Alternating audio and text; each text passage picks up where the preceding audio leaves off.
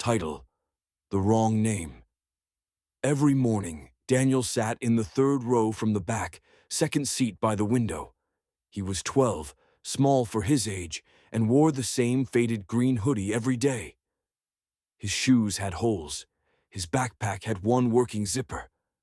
He wasn't invisible, but no one ever really saw him.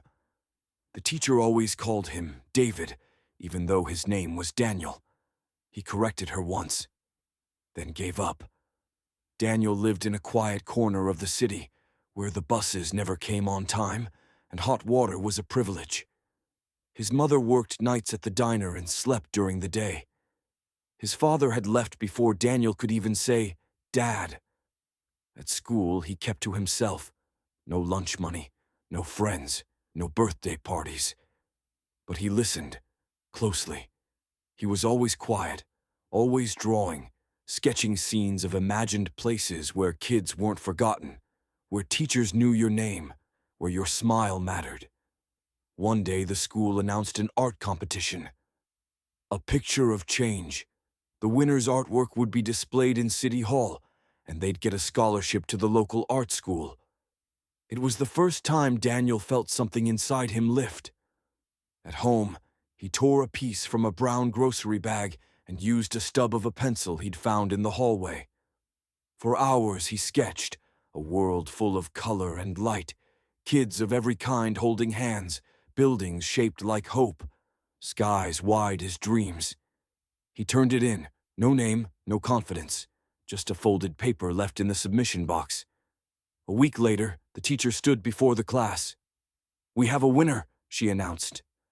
"David, congratulations." Daniel froze. He didn't move. He didn't smile. The entire class turned to look at a boy named David, the popular one, with perfect hair and a loud voice. David looked confused, but then shrugged and walked up to the front. The teacher handed him the certificate. Daniel sat there, still, his drawing in someone else's hands. His heart didn't break. It just stopped making noise. At home that night, Daniel didn't eat. He sat by the window, watching the city lights flicker through fogged glass. His mother came home, exhausted, and kissed his head. He didn't speak, just nodded. He didn't want to tell her. What was the point? 2 days later, a woman from City Hall visited the school. She'd seen the drawing and wanted to meet the artist. She asked to speak to David. David was brought to the office. He smiled, said, "Thanks," but hesitated. He wasn't the one who drew it. "There must be a mistake," the woman said. David stared at the floor, then finally said, "I didn't draw it. Daniel did." There was a pause, a long one. Teachers looked at each other. The principal frowned. They asked Daniel to come to the office. He stood quietly in front of them. "Is this your work?" the woman asked.